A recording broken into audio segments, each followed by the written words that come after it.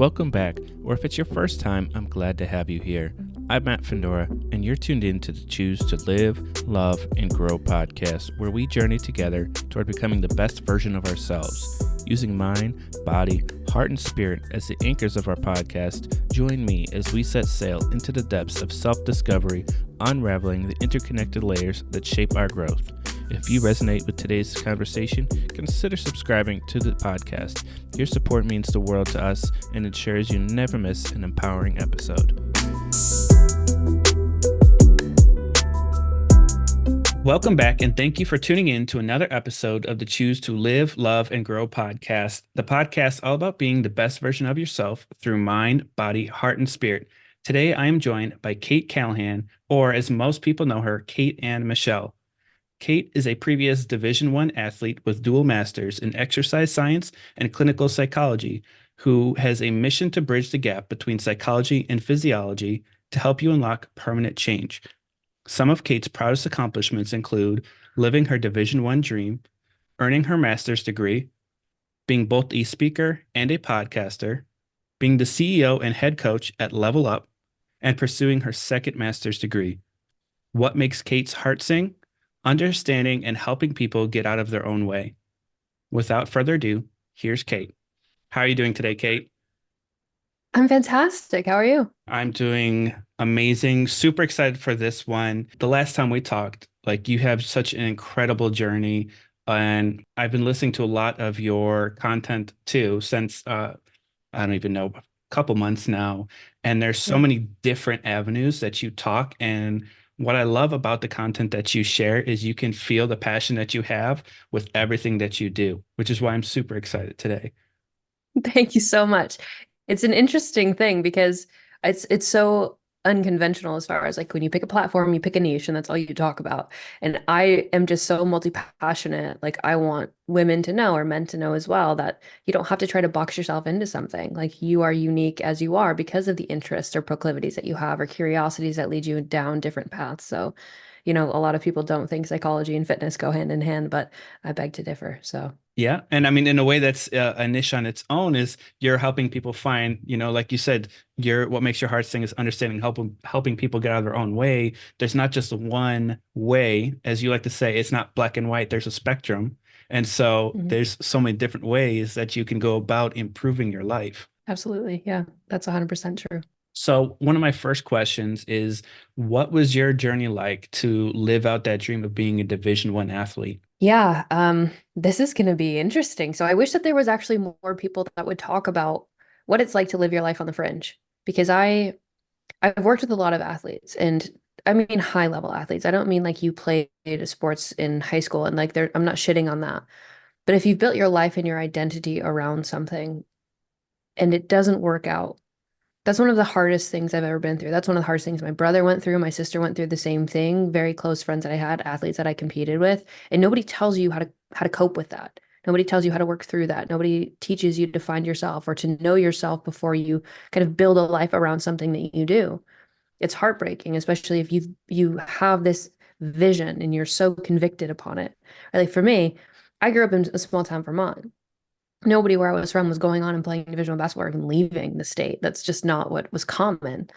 So when I took time off and I worked out with an NBA skills trainer and I worked with some of the best athletes in the country and in the world, I then walked on to a Division I institution and took a starting position within, a few months. But the leading up period to that, and this is the part that I want to emphasize for people, is every single day I had no idea what was going to happen. I had no idea if I was going to make it. I was working at Dave& Buster's. I slept on an air mattress. I had nothing. I had absolutely nothing. I know what it's like to not have shit in your life.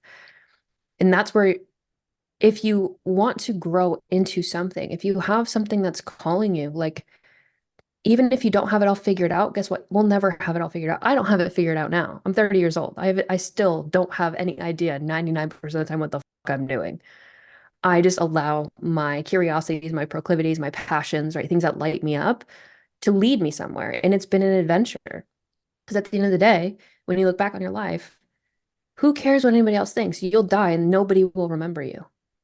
And so for me, it's just whenever I feel fearful, I remind myself I can be terrified and still do it.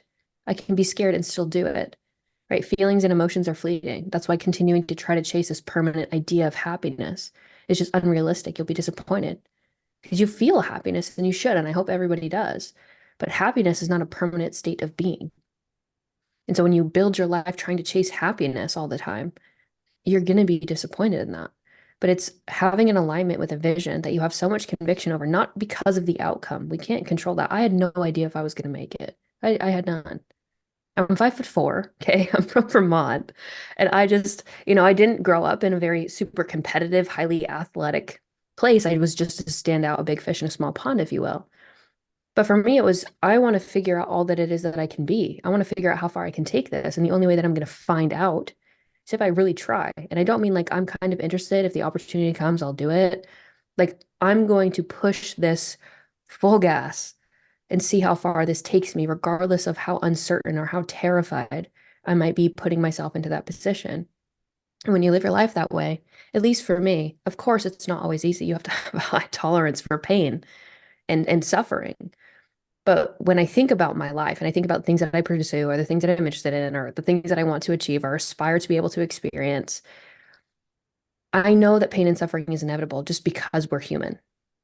And so I would rather choose the pain and suffering that I experience in my life than have pain and suffering thrust upon me just through by being passive in my day to day, not consciously choosing what I'm doing or what I'm working on or how I'm growing and in the direction in which I want to grow. So I think for a lot of people, they're terrified to step outside of their comfort zone. But if your comfort zone is causing you distress, could it really be so bad if you stepped outside of that for a moment? And so that's a lot of my life philosophy. But people that might listen to this or be inspired by it, I promise you, anybody that's achieved anything has eaten shit in a lot of it. And it's knowing that if you are somewhere where you're online and you just compare yourself to people that only show you once they make it, you miss the parts that they don't talk about. Hmm. The insecurity, the suffering, the hardships, the pain, the insecurity, just the unknown. And the every night you lay down, you're like, I don't know what's going to happen tomorrow. I don't know if I'm going to be able to put food in my mouth. I don't know where this is going to go. I don't know if I can put gas in my tank. And until I wish more people would just transparently talk about that because people glorify all of these different accolades or achievements or status, right?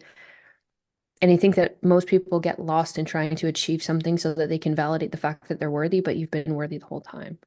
And that was one of the hardest parts of my own journey was recognizing that I just wouldn't let myself be, right? That's the whole getting out of your own way. It's like you Hmm. cause yourself more pain between the ears than any additional external insult could ever cause you. At least that's my experience. I am the hardest person for me to get approval of, point blank, period. But knowing that, I also have really high standards for myself because I know what I'm capable of doing. And so settling for mediocrity is not something that I'm comfortable with in my life, which means for me, this is not what I'm saying. Anybody listening to this should design their life around. You need to know yourself before you set out to do different things because you have to know what you're willing to sacrifice, what you're comfortable with, what things you can let go of, what parts of you you're willing to let go of, what fears you're willing to live through. You have to know yourself so well before you discern that that's the right direction for you to travel. Because, like I said, there's pain and suffering. Expect hard. But I think it's just allowing my intuition to guide me and stop feeling like I had to make things harder than they needed to be in order for me to be able to feel validated in achieving the things that I had. Because when you're taught that you are just a number or you're here just to contribute and your worth comes from what you contribute. That's a mind fuck in itself. That was my whole life. That was everything. And I still have moments that are like that and I have to recognize them. But my value didn't come from the things that I achieved. They come from all of the dynamics that build up who I am, which is not just how I look. It's not just my degrees. It's not just my intellect. It's not just my IQ. It's the things that make me funny. It's the, as Jordan Saya would say, like the caramel nougat soft parts of me that I still don't have a ton of confidence presenting to the world. Right. And so there's lots of reasons why people behave the way that they do, but that's why I'm so passionate about people understanding themselves. Not because you should chase what you think you're supposed to chase or work a job that you think you're supposed to work or climb a corporate ladder because then you'll be good enough. You'll be successful enough, thin enough, pretty enough, wealthy enough. You can add enoughs onto anything. But what you'll recognize if you walk that path, which many people will, they'll have to. Because you can tell people, like parents tell their kids, right? That's not good for you. And then Hmm. they'll do it and they'll be like, "Fuck, you were right." So some of you will have to walk down that path just to recognize that it didn't change anything for you. Nothing about you is fundamentally changed. You might look different, you might wear different clothes, you might have more material items, but you as a being haven't changed. And until you do change, right, that's where you can actually unlock the best parts of you and have the confidence to allow people to see that. Because that's your competitive edge. That's your superpower. It's not being an iteration or a curated version of yourself that matches what somebody else is already doing. It's having enough conviction and self-respect to know that everything that you need to be, you already are. Hmm. So I know that was a lot, but I would say that's a good background. Yeah, that was a lot. And not exactly the direction I thought you were going to take it, but still a lot of, valuable information. So, a couple different questions there. When you said that you felt that you were on the fringe, where you didn't Mhm. know if you were going to make it day to day, how did you cope with that? I think when you have nothing to lose, you are in the best position, honestly. Mm. Like it was one of those things like how did I cope with it? It was hard, but it was like I'm not going to give up now. I'm already here. Like when you Mhm. commit to something, this is the difference between interest and commitment. Interested people, when it gets hard, they'll give up. They'll be like, "Oh, that was too hard. That was harder than I expected it to be. So I'm just gonna not do that." But when you commit to something, and I moved, I mean, I got in my car. I think I had $250 to my name. I used that for gas to get down there. I had a friend who let me stay in their one bedroom studio apartment until I could get a place that I could call my own.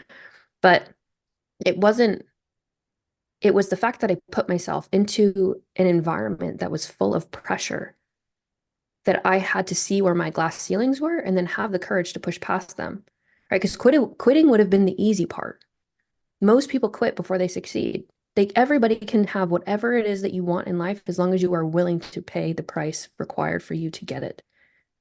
And so the way that I coped with it was which part of this path will I be proud of? Will I be proud of myself internally because I fought for as long as I could and it just didn't work out because I wasn't good enough? Or will I be proud of myself for giving up when it was hard? And so just asking myself that question, which type of person do I want to be? I'm going to go with the former. Mhm. One other thing you mentioned was not equating your worth to your impact or your achievements that you're making. And then you said that's something that you still struggle with today. So, Mhm. how do you cope with that when you get those feelings of this is relating your worth to your achievements? How do you get out of that mindset? So I think this is probably for anybody that has a business or provides a service. You're a helper inherently. This is very much a feminine trait, right? It's your empathy, it's your compassion. And when you build a life around your empathy and compassion, and you are a helper, you are a servant, you care about contributing and you care about helping people, you can't save everybody. And the first time that you notice that, it fucking stings. I want it for you so fucking bad, then you don't want it for yourself, right? And then you try to pull people up. But when you do that, as you're growing, if you've got dead weight holding on to you, it just keeps you there or pulls you back down. And so the hardest thing for me, majority of the time when it comes to that is letting go because my personal path, Kait's path, is not a reflection of this interaction. Right? I'm still going here. If you don't want to go here with me, that's your choice. And I need to respect that. Right? As a coach, as a leader, as somebody that cares about people finding their own way through life, it's not my bias that matters. It's what feels best for them. And over time, especially taking the time after losing basketball, that was the rock bottom of my life. And after that, I remember sitting on a couch with my mom, and I was in a straight leg brace. It was right after surgery. I remember sitting there and looking at her, and I was like, I don't know who the fuck I am, but I know I don't like where I am.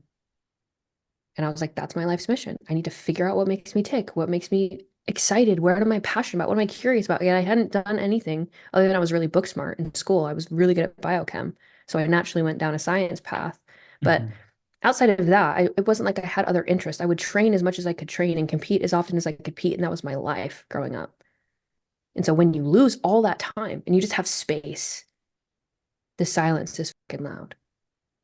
And so I had to figure out who I was. I had to get to know me. I had to spend time with me. I had to be curious and go out and experience new things and figure out what I liked and what I didn't like and have the courage to change my mind when I decided I was going to do something and tried it and I was like, that's not for me." And so just spending the time and also having the courage to try new things, suck at them, right? Learn from them about the experience. Did I enjoy that regardless of how well I did? But starting to look at how do I feel? What are the things that light me up? And knowing myself well enough to know that the things that I do don't make me more or less valuable as a person, regardless of whether my business continues to climb or if it were to just stagnate or if I were to decide I was done with it. The people that love me are still going to be here. Right? The people that collect my services, maybe not. They'll go a different direction, and I wish them the best if that were to ever happen. But my worth doesn't increase or decrease based on what's in my bank account or how many clients I serve or how many things I'm actively doing. Those are things I'm doing because I want to do them, not because I have to do them, and not because I want somebody to validate the decision I'm making to do them. And so it's creating a separation to honor yourself. You are not what you do. That's like saying if you have a kid who gets a bad grade on a test that he's stupid. He's not stupid, right? He made a mistake. His behavior was bad. He didn't study. We can troubleshoot this. But a person is not their behavior. And Hmm. people really struggle separating those two things, Hmm. right? That two things can be true. You can be a asshole and I could think you're a terrible person. You could also produce something absolutely extraordinary that is life-changing for a million people. Hmm. You like that could be true. And so it's understanding that I can be Kait as Kait on her own, doing what she wants to do. And I can also be entrepreneur Kait, and I can be academic Kait, and I can be, relationship coach Kait, and I can be all the things that I want to be because I enjoy being that version of me. But the moment that I do something, and I promised myself this a long time ago, the moment that I'm doing something and I lose passion doing it, I will be done with it. One, it's not good for me to feel like I have to force myself to do something. I'm not going to do it well, I can tell you that. And two, it's not fair to my audience or the people that listen to me. Why am I going to lecture you on something that I don't give a fuck about? Hmm. You're not getting the best of me, and I'm also not serving you to the best of my capabilities. I'm just doing it because I feel obligated to do it. And so having a line of self-respect and knowing yourself well enough to go, this is me. This is the stuff that I care about. Something bad might have happened during my day, but that doesn't define me as a person. Hmm. Doesn't make me any better or worse relative to the context of what's happening in my environment. Because you also have to recognize that life, just like emotions, just like happiness, it's not always high, right? The high moments will come, Hmm. and so will the lows, predictably. Every single Hmm. year, over time, it's never going to be less stressful. It's never going to be a perfect time. Ready is a lie, right? All of those things that you tell yourself to justify not doing are you just sabotaging you from getting you where you want to be and wasting the most important resource that you have, which is your time. And so I try to cut that out, right? If I know myself and I know what I want to do, I just, okay, yep, it feels right. I'm terrified. We can push terror to the side for a moment. Is that's what you want to do? Take the leap. Learn, grow, challenge yourself, push past your current ceilings, push past your current knowledge base, push past your current skill set. Do those things. And so just to circle back to the original question, like how do I let that go? I just recognize that what I do is not a reflection of who I am. It's a part of it. It's an extension, but it's not me, myself, and my identity. Yeah, I think the test question was the example I was thinking is if you fail your test, that moment doesn't define you. It can be a moment that trajects you into a defining moment. Maybe it helps Mhm. you realize, hey, I probably should have studied more, or you get that feeling of, man, I know I'm so much better than this, and it helps you be resilient in that aspect and be like, hey, I'm going to come back. I'm going to ace this next test. And that is going to be my defining moment, not the F that I got, but that bounce back effect and that process that I did that with. And I think this is where like I would just challenge that a little bit. I don't think that's wrong, by the way. But I think it's really I don't think people should define themselves based on outcomes. Right. Right. So I got an A. That's a defining moment. I wouldn't say that's a defining moment for you. Hmm. I can say what that taught you is that you're resilient enough, and that can define you. That character trait can define you. I'm resilient, Yes. right? I can be disciplined. I can be focused. I have a good work ethic, right? Those things can define you, but the outcome of what you do should never define you, Right. right? Because that's where you will ride an emotional dumpster fire wave that will Hmm. totally destruct your Hmm. self-esteem. And that's kind of what I was getting at was that journey aspect, not necessarily the A, but that the bounce back effect, that resilience in you. Yeah, absolutely. So, how long after you got injured and it affected your identity because you established yourself as an athlete and that's who you knew you were. How long did it take you to bounce back and start your next adventure? I am addicted to doing. Okay. I have been working tirelessly on really channeling what people would probably recognize as like feminine energy, but it's really more of just like that carefree being state of myself, right? I took care of my younger sister. I helped my mom growing up. I obviously was the captain on all of my teams. I started on varsity. I was always giving halftime conversations. I was the point guard, running the plays, communicating with my coach. I was an extension of that. So I was always in kind of a leadership role. So when I got to a position at the rock bottom place, when you say how long it take me to get back into it, 2 days after surgery, I was on crutches in the gym. Right. So I didn't know how to let go. Right. Mhm. That's something that I've struggled with a lot was learning to let go of certain things because I needed to fill that time. I remember it was snowing. Shouldn't have been outside on crutches with a new surgery in the snow. Probably a bad idea. I didn't fall. But I got to the gym and I sat on the floor with the basketball and I just cried. I didn't know what else to do. I didn't know who I was. Again, I didn't know where to go. I didn't know how to spend my time. My parents were working, so I didn't want to sit by myself, which was me avoiding the things that I needed to deal with. Because in context to all of that, I also had just left a very abusive relationship. And so I had issues with shame. I had issues with guilt. I had a lot of trauma and like PTSD from the way that I was so reactive. Like even today, there's some things about me that have just changed fundamentally is as a consequence to those experiences. So I empathize with a lot of people, especially if you're somebody who's dealt with that. I get how impactful it can be. So after that, I was like, okay, well, I don't want to deal with this. I don't want to deal with the shame. I don't want to deal with my frustration with myself. I really didn't like myself. I could have given two fucks if I took another breath. Didn't care. So of course, the next path for me was bodybuilding. Why? 24 hours, 24/7 job, right? You have to meticulously monitor everything. It takes up a lot of your headspace to learn all that and do all that, spend hours in the gym every day, focus on your food and like what you're eating, how much you're eating, the frequency of your meals. Like this was way back when people are still doing like 5 meals a day and stuff. So I filled that void with another athletic pursuit, right? And so that's where I got myself into a really shit position with just poor coaching protocols. I was eating like 8 almonds a day for fat. I was eating less than 50 carbs a day, and I was at like 160 protein. 3 hours of cardio, 2 hours of exercise, and then I'd sit in the sauna. And that was my life until I ended up in the hospital for actually weeks, like compounding on top of each other because I had such bad edema. I would swell. My face would get so swollen. My eyes were in. Like it was just awful. My mom, who's a medical professional, What is edema? You said edema? edema, Edema, like what is pitting that? edema, it's like excessive swelling. Okay. Yep. Um, so my mom would obviously see me like this. And so she'd be like, you need to go see a medical professional. It doesn't have to be me, but I'm concerned. So eventually she got me to go to the hospital because I had really, really low blood pressure. Resting heart rate was 32 beats per minute. I would like pass out in class. And so I was just like not functioning at all. And so I was on a hospital bed and the doctor sat me down and said, if you don't stop what you're doing, your heart is going to stop beating. And in that moment, like I don't think if you've never been in like a very deep depression, you probably won't understand this. But my affect was zero. It was like he just told me I was going to die and I didn't care. I was like, okay, cool. And the Hmm. only thing that got me to think differently was my mom. Thank God she was there because she's sitting there. My mom has beautiful green eyes and they're super bright green when she cries. And so she's sitting there, her eyes are just like welling up, right? I could see the pain in her and I couldn't care for myself. Right? I couldn't take care of myself. I couldn't recognize myself as a person. I didn't think I had value. I had no worth. I had ruined my life. I was ashamed of my family. Like I was just this awful person in my perception of myself.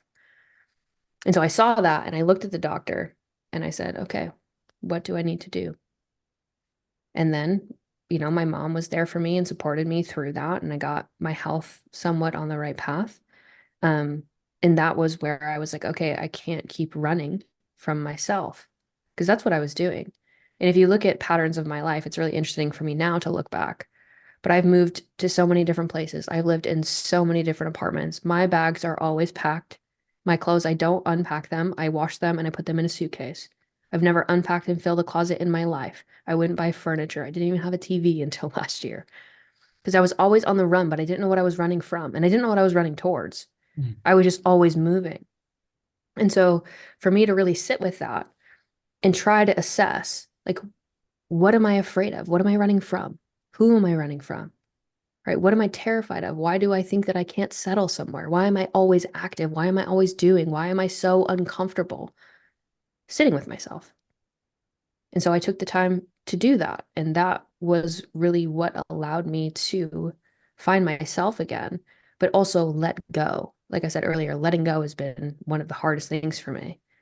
And so learning to address the actual things that I was avoiding, because what you resist persists, right? And eventually it'll blow up. So that was kind of my rock bottom. That's what happened. It just blew up. And so at that point, I was like, the only way out of this is going through it. Like, I have to face my trauma. I have to go back through that. I have to understand how that's changed my beliefs and how that's changed my self-perception and how that's changed how I view the world, how I view myself, how I view relationships, how I view friendships, how I view commitment, how I view all these things. And so sitting down and actually spending the time with myself to do that was how I really overcame that part of my life. At this time, were you simultaneously working on your master's degree, or did that come after? So I was at home for a while until I recovered with my leg brace. And then I was home. I worked as a manager at a gym. So I was a head trainer there, and I was also the manager at the gym. And that's when I started coaching people in the realm of fitness. But I had coached people before that when I was playing basketball, because when I'd come home, all the younger athletes wanted to work with me. And I loved doing it, so I did it for free all the time just because I like to. Hmm. And then obviously once my leg was healing and I was going into that bodybuilding phase, that's when I went to Florida and got my master's, or was working actively at getting my master's. But I had undergone that kind of rock bottom phase right before that. So, do you think that rock bottom stage actually helped you persevere through your master's? Like, if I can do that, I can get through anything. I would say my master's degree, my first master's, I could have done, I mean, I did great in school. I got all A's. I was like in research. I loved it. But again, it was one of those things that allowed me to distract myself because I was interested and passionate about the thing I was doing. But I don't think I felt real resolution from all of those things until probably 2019, 2020. So it was one of those things where I would address some things. I feel like I kind of healed or moved forward, and then patterns would show up. So one of the things that I think is really important for people like who are into personal development or self-growth is that it's a journey that's never ending. So it's not like I hit this point in my life where I was like, yep, I've got it all figured out. I'm done. Like I've hit enlightenment, right? That would be a little bit egocentric and narcissistic, I would say. But for me, it was recognizing patterns, because problems that you do not learn from will continue to show up in your life. And so certain patterns in my life didn't resolve themselves, right? The biggest one being vulnerability and intimacy in relationships with men specifically. And so, like those types of patterns, I was attracted to very similar people that were not good for me, highly toxic. Like, so I had to be like, why? Why am I setting myself up for this? Like, my gut kind of knows that this is not going to go in a positive direction.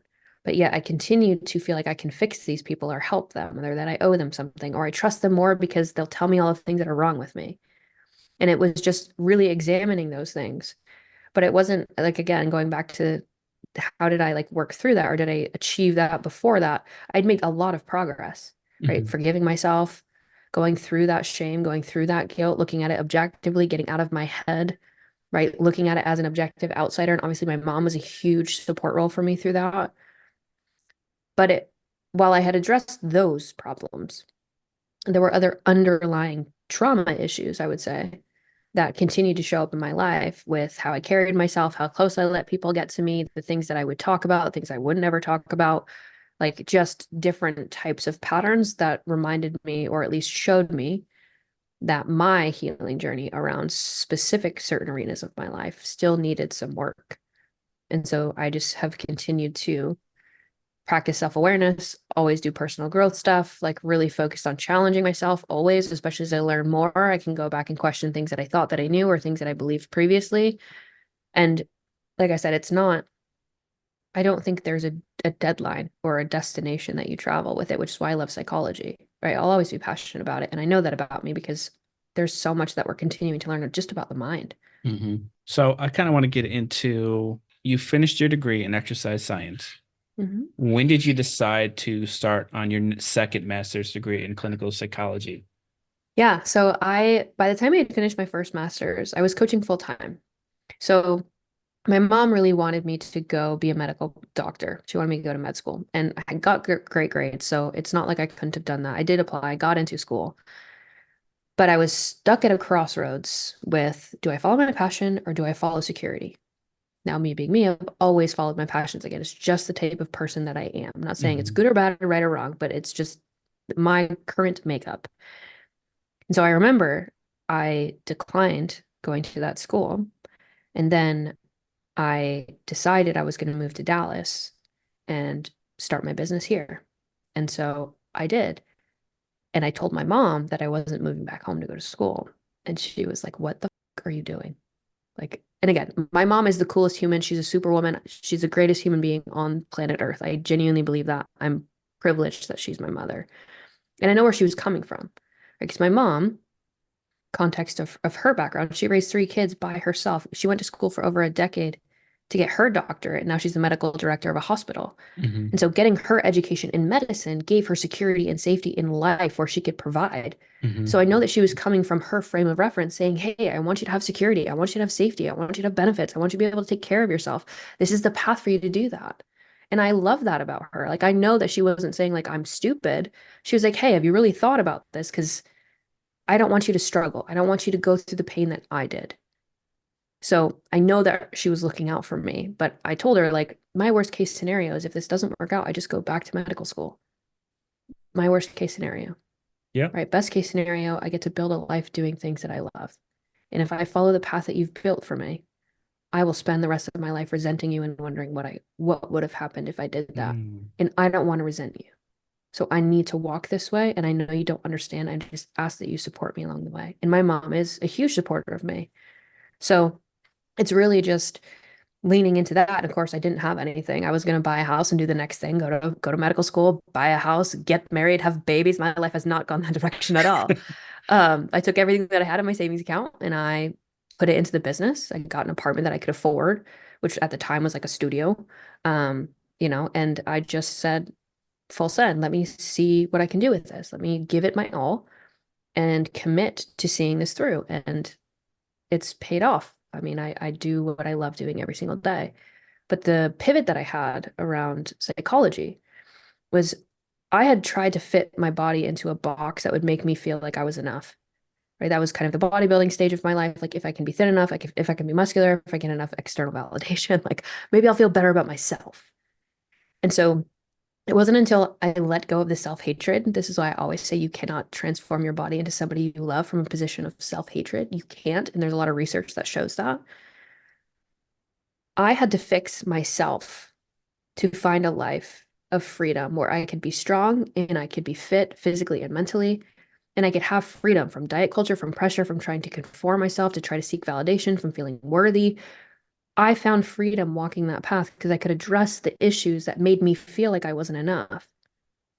And I could fix, I mean, I've never had issues with eating. I was more on the anorexic side, to be honest. But I never had issues with food, but I did have issues with coping mechanisms. Mhm. And so, like my cope, like I said earlier, I was always doing, I was active, I had to be creating, I had to be learning, I had to be doing, and I had to be exercising, I had to be monitoring my food, I had to be doing all the time. And so for me, it was like, I'm uncomfortable, I'm just going to do. I'm uncomfortable, I'm going to go do cardio. I'm uncomfortable, I'm going to go work out. I'm uncomfortable, I'm going to do this, which is why I always tell people exercise isn't therapy. It can give you endorphins, it can definitely elevate your mood. It can do a Mhm. lot of positive things for people who are struggling with mental health. So I'm not saying it's not a part of the solution.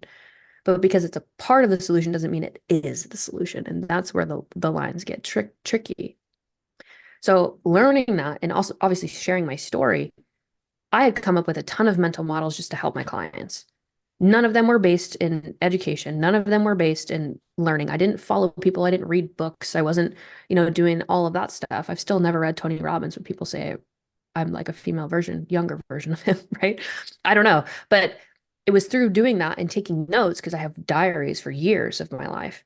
Mhm. that I could pull from that and go, well, this person's struggling with this. And I know that most people focus on just dietary changes or food changes or exercise changes, but what if we talk about this? And that was where I built the best relationships. I had the greatest breakthroughs, and we were able to create long-term sustainable transformations, not rapid fat loss stuff, not yo-yo dieting, but actually fixing the reasons that they were coping the way that they were with food or their emotions or alcohol. Like people all cope with shit, and allow them to find peace in their life and also achieve being strong, physically and mentally fit, and freedom from feeling like you have to do all these fucking things to be enough. You've always been enough. But you don't believe that until you go back and fix the reasons you don't believe it. And so that was the catalyst for me to be like, I want a license. I want to be able to do this in my business full time with the credentials of I'm a licensed professional who is taught and has the education, and I will probably do research to be able to support you in that. So now it's truly like allowing my passion of bridging the gap between psychology and physiology to manifest itself. And that's I have no idea where this will take me, but Mhm. I'm here for the ride. So for people who have body image issues, Mhm. how can somebody work through that and also progress at the same time? How do they learn to, have that positive image or start to love themselves, but also grow at the same time? Yeah. So there's a difference between having a transformative experience and then having I would say, like idealistic experience. Right. So affirmations, people talk about affirmations all the time. Right. And why do affirmations work for some people?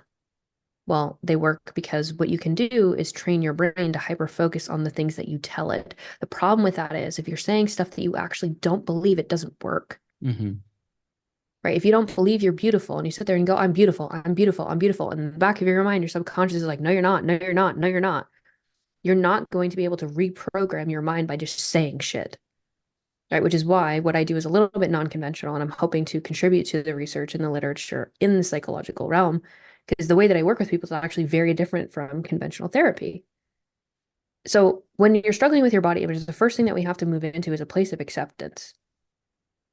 Right. You don't have to love the way you look right now. I'm not going to be the person that's like, you got to hype yourself up and tell yourself you're beautiful and you're fit and you're this. Like, if you're not, and you know you're not, let's not lie to ourselves. That's number one. So lying to yourself helps nothing. But the reason that you want to change is because you know you're meant for more, not because you don't think you are. If you didn't think you were, we wouldn't be having this conversation. So it's recognizing that to be true as well. You are capable of more and you can do better for yourself if you could just learn how to do that. And so it's not invalidating your emotions or compartmentalizing them or allowing them to be overreactive so then they impact your behavior, which is why people struggle with discipline, right? Once you can learn to see a spectrum of things and it's not black and white anymore, then you can actually start to acknowledge, yeah, I don't feel secure today, but I'm still going to do this anyways. And I don't see things moving as fast as I want to, but I know if I keep doing this, I'll get there. And you can start to see the paradigm shift of you acknowledging your shortcomings and limitations, because we all have them, but also knowing that you're capable of achieving the thing that you want. And it may not, again, not being focused on the outcome, it may not turn out the way that you think that it should, but it will always turn out the way that it's meant to be if you truly commit to that process. Okay, I see. One of my next questions is based off of the time that we're in, right? We're still in the New Year's, but we're at this point where 43% of people are now beginning to fail in their New Year's resolution. So, one of the most common things that people have all relate to health and fitness, whether that's losing weight, eating better, or feeling better. So, what can people do now to continue their momentum or get back on track with that New Year's resolution? Yeah. So I think first and foremost, most people set really ambitious goals. And I really like that. I think you should dream big, like go for it. But the mistake that most people make is putting a timeline on it, right? So if I say I'm supposed to lose 20 pounds in 2 months and I am just overly restricting and making it difficult and not using a sustainable approach, and then I have a moment where I'm like, fuck it, I can't keep doing this. This is exhausting. Of course you're going to quit. That's one of the things that I said earlier on my story was the reason that most people fail, and I mean this kindly, but you overestimate your capabilities. That's like trying to go to a college calculus class when you haven't mastered basic algebra. It's not going to end well for you.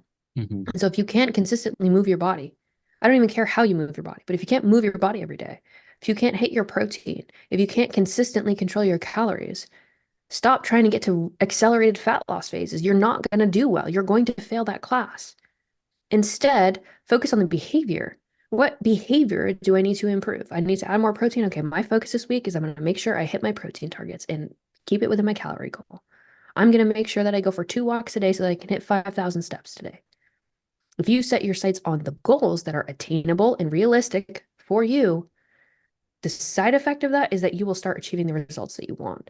But if you hyper focus on the scale and every time it doesn't drop and you expect it to, because you think it should, you're going to be disappointed. And that emotion, that negative emotion of disappointment, I can never do this, I'm incapable, this is impossible, it's never going to happen. Guess what happens?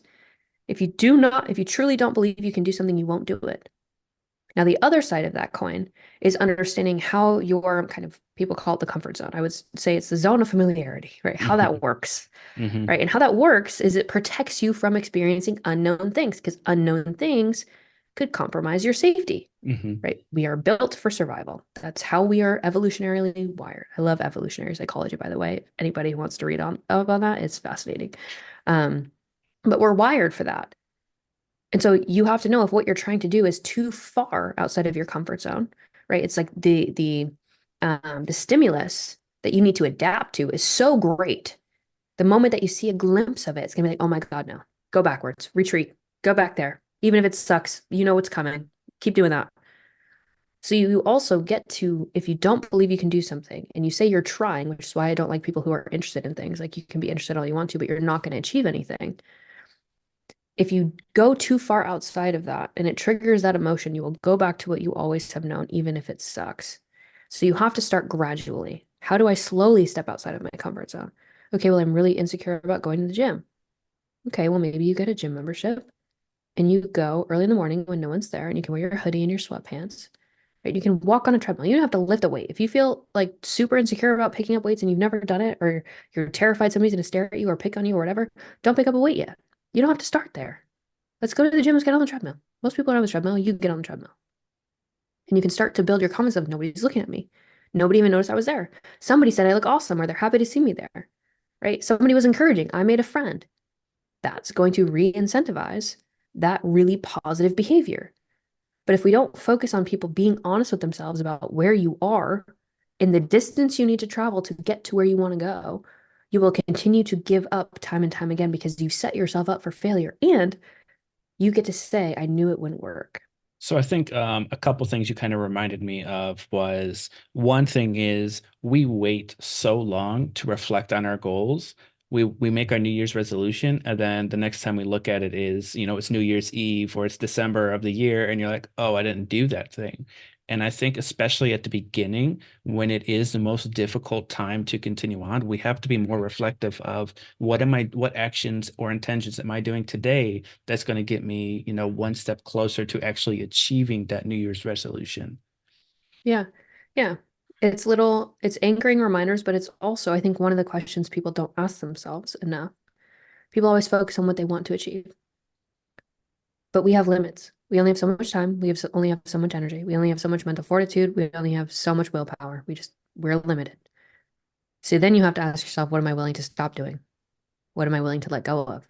What am I willing to compromise in order to get that goal? Because people get frustrated because they're trying to keep balance, which is why I don't believe in balance, right? Their Hmm. work and their family and their friends and their extracurriculars and cocktail hour and all these different things. And then you want to add on something that you don't know about. You don't have the education yet. You don't have the systems. You don't have the habits in place. And you think that all that stuff is going to stay just sitting pretty on a platter.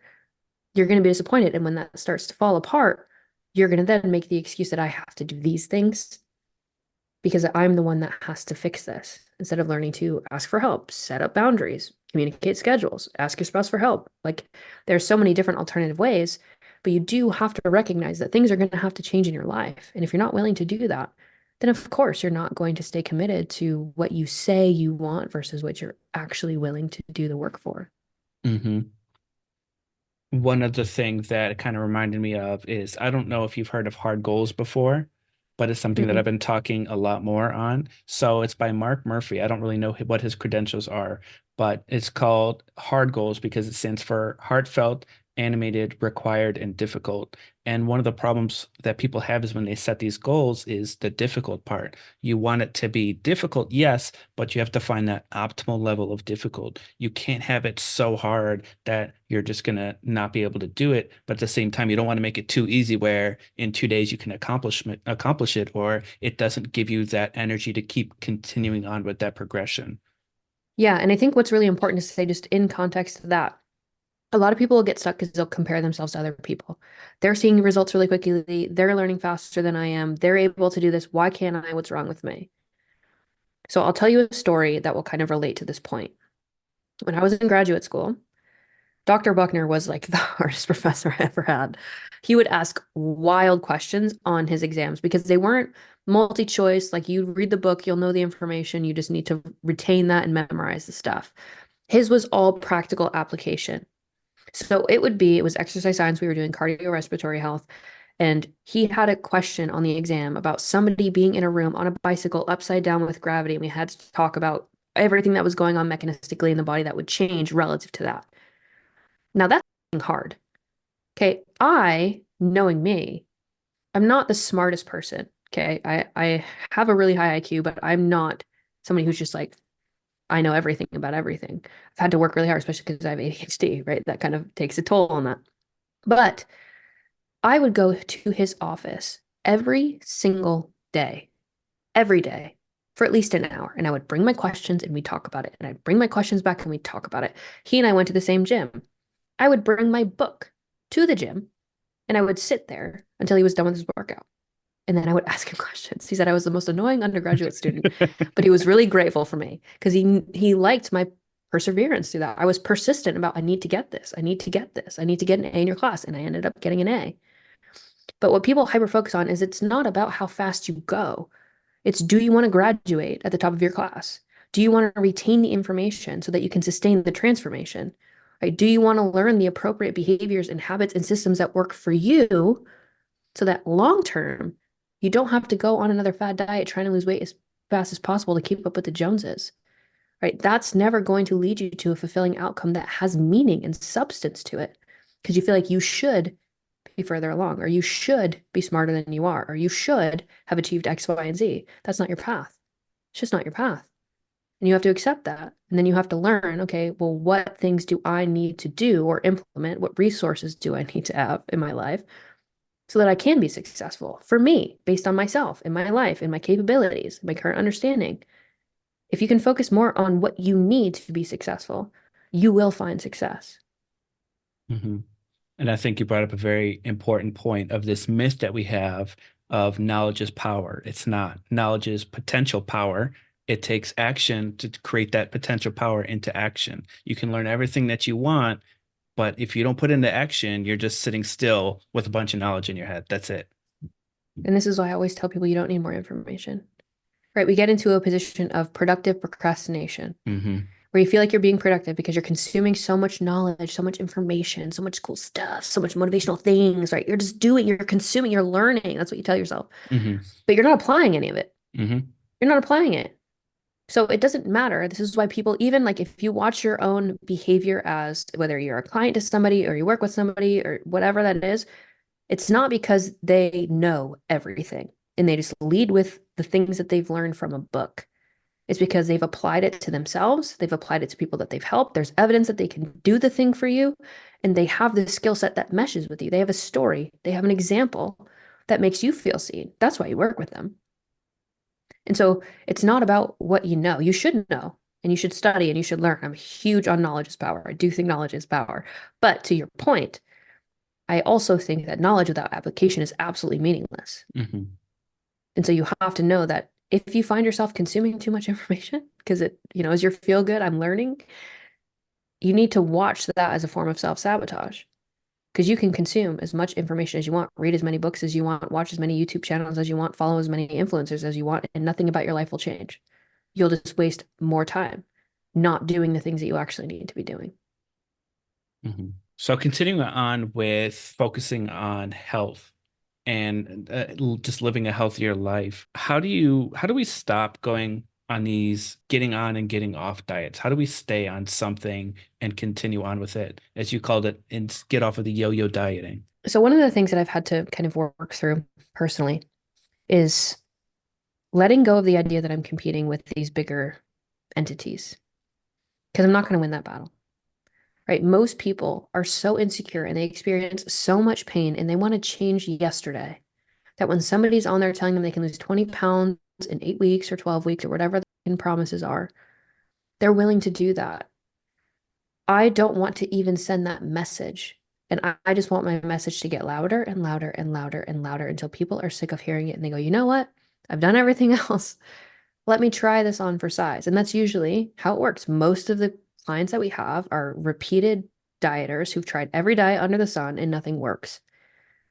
And so if I can continue to leave that impact and continue to echo that voice of like, there are long-term consequences to short-term stupidity, right? And if you've tried dieting over again and you're not achieving the results that you deserve to get and keeping them, right? Then you're not succeeding. It wasn't a successful dieting phase. I don't care what anybody says. It worked last time. No, it didn't. You wouldn't be on a call with me right now if it worked. It didn't work. So it's just continuing to allow people to learn on their own because I can't control them. Right. And yes, I have a lot of experience and a lot of anecdotal evidence and a lot of strategies and pathways that I know work. But at the same time, like I said earlier, some people are going to have to go through the pain and suffering of trying to force them to fit into a box until they realize that that box was not built for them. It's actually not built for anybody if you look at the research, right? Diets don't work. And so if you can accept that to be true, then we have to look at alternative paths to success for people who are struggling with their weight. So then, if you could list off, we'll say 5 healthy ways, what can people do now to take care of their body? So the first thing that you have to recognize is that what you resist will persist. Meaning, if you try to cut out your foods, we see this all the time in research, right? If you restrict people from something, the forbidden fruit, the moment they have a taste, they overindulge significantly. Hmm. So it's the perception that you've done something bad that causes people to then self-sabotage to a greater degree. So you have to understand how you're wired. So we can't be too rigid. That's step number one. Don't try to overhaul your life. Don't download a new diet. Don't get on a meal plan. Don't start taking all these juice cleanses, smoothies, supplements, and all the. Don't do that. Go, okay, well, if you're starting from the beginning, the first thing I would say is you should probably learn how many calories you're eating in a day. And you should track your food. You should keep a diary so you're not trying to figure out an app. If you've never used an app before, don't stress about it. Keep a notepad. Write down what you eat. Just look at it. Then you want to go, okay, I'm approximately eating 5,000 calories a day. And 1,000 of those are coming from beverages. Okay, well, what substitute can we make here for you? Are you willing to drink Diet Coke? Some people hate Diet Coke. So if I bring that up, they're like, no, I hate diet soda. It doesn't work for me. Okay. Well, it looks like you're drinking about a liter of Coke a day. Do you think that we could cut that in half for a day and then replace that with water or coffee? Yeah, I could do that. Okay. That's what we're doing. That's the change that we're making. And we're going to see if we can be consistent with that. And then over time, people don't drink soda anymore. People aren't drinking alcohol every weekend. People aren't binge eating on pizza. But it's the small progressive steps that you know you can take, that you're willing to take. So here's the other thing that I think coaches don't understand that I wish a lot of them would just pay attention to this. Me telling you what to do does not mean you're going to do it. And a lot of clients are terrified to say, that's too much for me. I'm not ready to go there yet. And they miss check-ins or they ghost you because they carry shame. Something's wrong with me. This program works for everybody else. Why is it not working for me? It's too far ahead.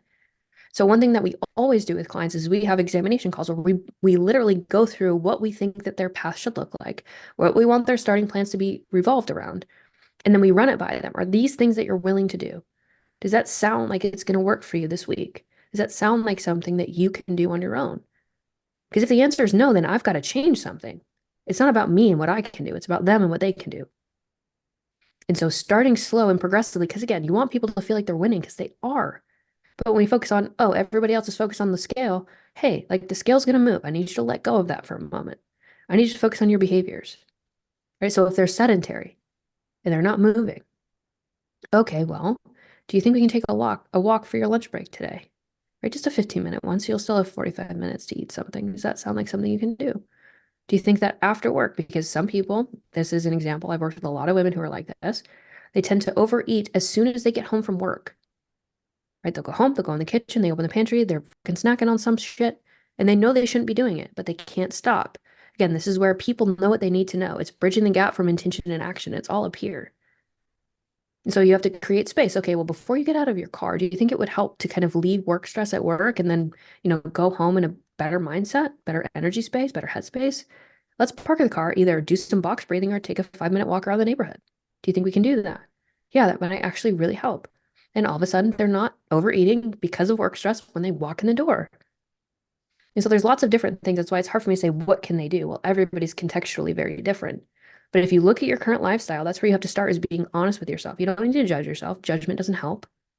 But if you look at it and you are objectively looking at, I'm only moving 2,000 steps a day and I'm eating 2,500 calories and 800 calories of those are coming from drinks, right? Or I'm pouring oil on all of my stuff, or I don't eat any protein. I'm only at 30 grams, right? You could, okay, well, how can I increase my protein this week? How can I add more water? How can I add more movement? How can I add more fruit? How can I add more fiber? How can I add stuff? Right? Because again, we want to get them out of a restrictive headspace. Hmm. It's not black and white, but we can gradually start to move down the spectrum towards a healthier you. And speed is negligible. There's millions of people who are going nowhere very quickly. So you have to let go of the idea of speed and understand that slow is steady and steady is fast. And if you can make slow and steady progressive steps towards something, inevitably you're going to get there.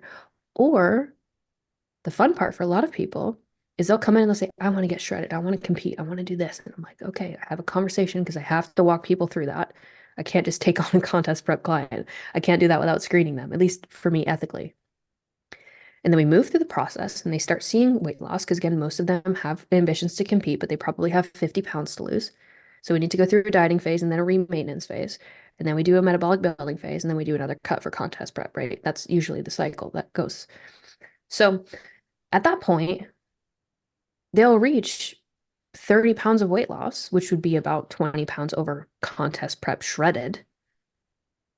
And they're happy, they're healthy, they're flexible, they can socialize, they know how to eat out, they can travel, they feel great in their clothes, they feel great in a bathing suit, they like dressing up, they're not afraid to go on dates, they set boundaries better, they have better energy, better cognitive performance.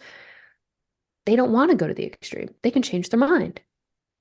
And that's a power that I hope every client has. Is like if you get on a groove with something and you love it, go for it. But if you think you want to achieve something and you get halfway there and you're like, I kind of like it here, this is enough for me, stay there. Focus on maintaining your weight loss. Again, most people can't do that. That's a huge win.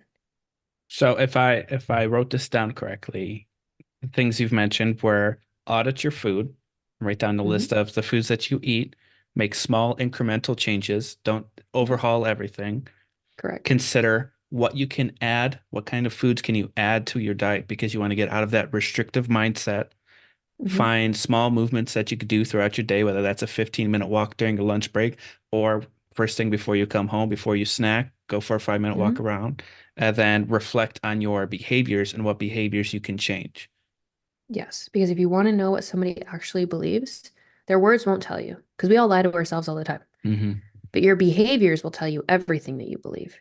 And so if you want to understand why you do what you do, the first thing to do is watch yourself like you've got a cam in your house that's just observing you all day long. That's what I used to imagine. It's like I had a little spy cam in my apartment just watching me all day, every day. You'll learn a lot. So focusing on the things that you can add to the food that you eat, are there, let's say, three things that you would recommend that people add to their diet, to whatever they're eating? Yep, protein, fiber, fruit. And that's anything. So just adding that, is there a specific amount? So as far as like protein targets, yeah, you ideally, right? Most people, if you look at the RDA, it's going to say like 0.7 per gram per zero point 0.7 grams per pound, which is really, really low. I would say that's wild. It needs to be updated. That's like we look at research and now people are studying protein intake and like how that affects body composition, Mhm. right? So right now, as far as like what's optimal, right, about a gram to 1.2 grams per pound of current body weight or a pound of target ideal body weight, right? You want to be getting enough protein. But if you're somebody who's not eating enough protein, then you can't jump from 50 grams to 150 grams. You're going to have a lot of digestive issues. So this is why I always say, like, how much? Like specifically, well, where are you? And then can you add 20 grams this week and see how you feel? Can you master planning your meals with 20 more grams of protein throughout the day? Then you can start to acclimate yourself to a higher intake over time. But you don't want to flip that switch. Like I said, you'll hate it. You'll be so full because it's got a highly satiating effect. So you don't want to jump in hot and heavy, but you need to gradually get yourself better at that skill. So learning to plan your meals with more protein overall until you can hit your protein targets easily. So that's what I would say specifically around protein. Obviously, fiber is really important for just overall colon health, gut health, right? We need fiber. I know that carnivore people will come for me, but if we look at fiber and its importance of overall health long term, you don't want to have colon cancer or other gut issues, because I think the gut will be a major focus in medicine over the next 50 years. Mhm. You need to get enough fiber. All right, so 25 grams at least for women, 25 to 35 grams for men, usually 35 to 45, maybe even 50 grams per day. And then fruit, I don't ever want to get too specific about certain types of foods. If you like it, eat the rainbow, have lots of colors, change it up. Berries, if I was going to tell you that there's a magical superfood, I would say blueberries are really amazing, but I don't give a what type of fruit you eat. Just eat more fruit. Okay. So moving on to one of our final topics, you said one of your proudest accomplishments was being a podcaster. So you have your podcast Elevate, which is Mhm. ELEV 8, the number Yep. 8. So can you tell us, when did you start? What is it about and where it's going next? Yeah. So I'll say this first. I was terrified to start a podcast. Terrified. Because it's long form. I say what I think. I don't script anything at all. Like whatever I'm thinking, I'm going to say. And I change my mind about things all the time. So I knew there was probably going to be things that I said that might piss people off. I might believe it at the time. I might change my mind later. I also have the freedom to do that. And so for me, it was actually being featured on another podcast first that I got a lot of feedback from that was really great. And people like the way that I think, they like the way that I talk. So I was like, okay, there's some interest here. So I was like, all right, well, I'll just sit down and record a video. And that was the hardest publication I think I've ever hit. Like just sitting there looking at it, like, do I publish it? Do I not publish it? Do I publish it? Do I not publish it? And I told myself, you just need to be brave for 20 seconds. Hmm. And I took a deep breath and I hit publish. And so that was when Elevate was born. And so Elevate is really me in my passion for learning and growing and evolving and having people on the podcast that I think have helped me or I've learned from them, or I'll just share stuff that I've learned along the way. So it's a place, it's a environment for your own growth. That's what I care about because I'm learning all the time on that podcast with people that I talk to, Joshua Smith being one of them, who's already a licensed psychologist. So he and I have conversations because I want to learn from his perspective what he knows that I don't. Mhm.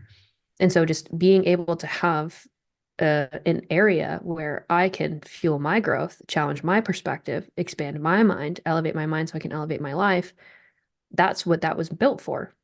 So selfishly, it's fun for me because I love conversations with people. I could talk to people all day, every day. I do that actually most of the time. But for other people to learn from that and to hear my perspective and go against people where I challenge their perspectives and they challenge mine, but it's all in a really respectful way, like now everybody's learning. And so that's where that idea came from was, well, I don't want to box myself into just being a health and fitness podcast, right? Mhm. Because I know that I love psychology. I'm going to talk about psychology. I want to interview people who are in the field of psychology. So I can't do that. But overall, what is it? Well, I really love growing. I really love personal growth and allowing yourself to achieve things that you didn't think that you once could. And so consistently posting on Elevate was actually last year was the first full year of posting every single week repeatedly and consistently.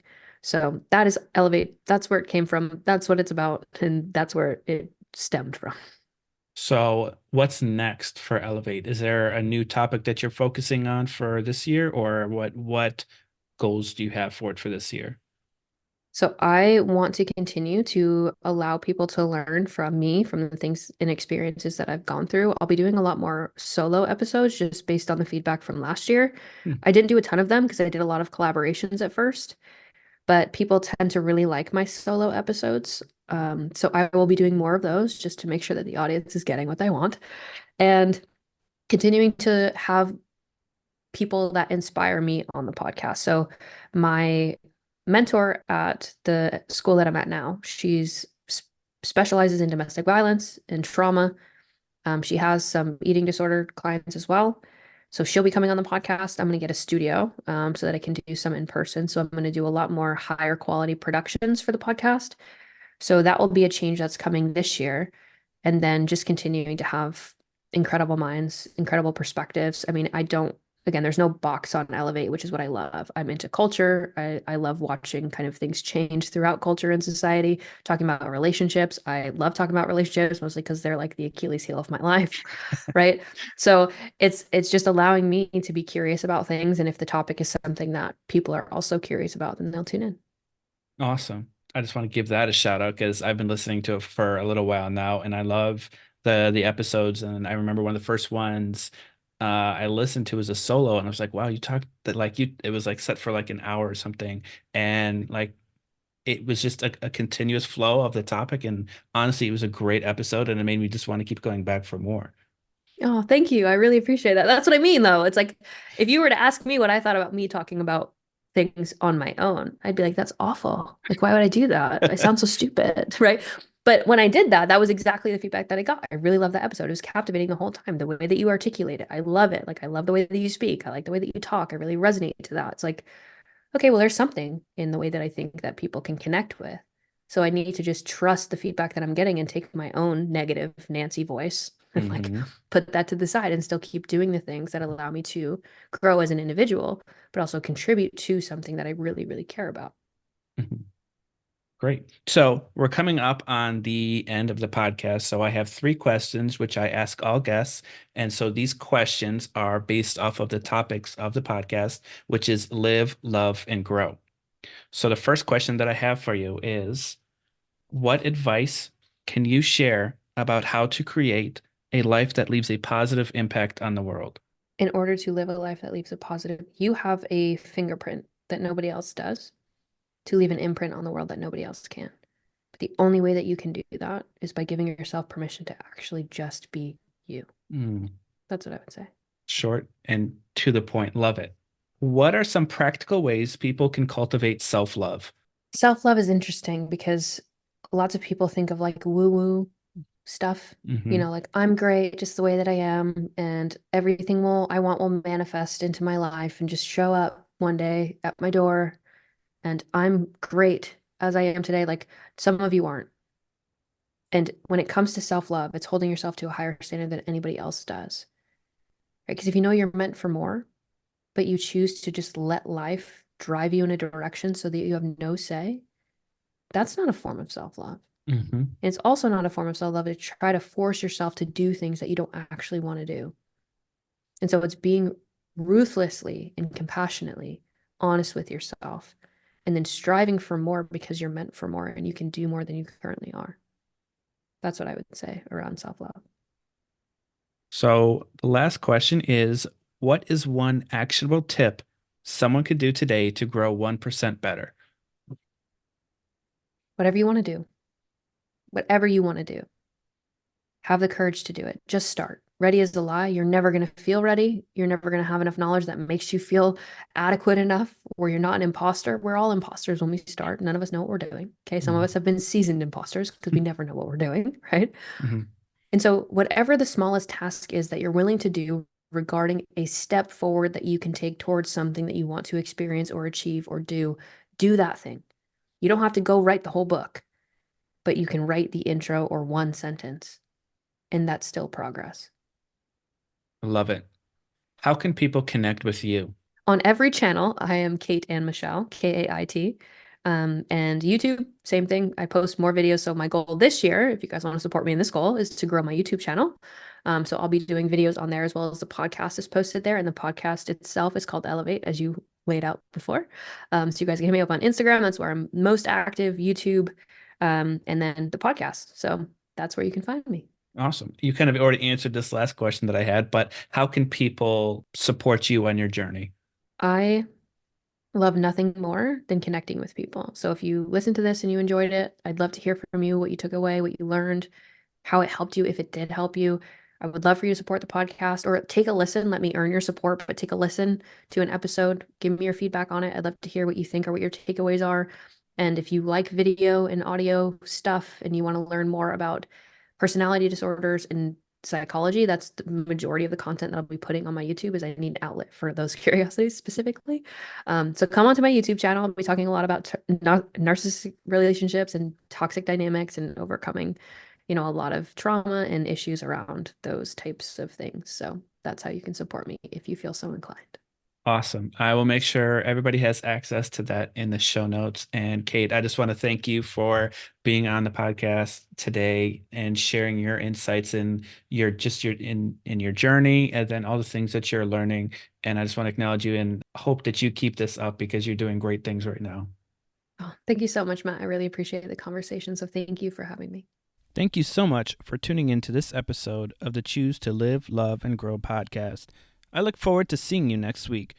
Don't forget to live, love, and grow to be the best version of you. Oh, and one more thing. If you or a young man that you know suffer from victim mindset or are not reaching their fullest potential, then visit mattfendora.com to see how we can work together to become the best version of ourselves. That's mattfendora.com. The link will be in the show notes. And don't forget to subscribe. Thank you and have an outstanding day.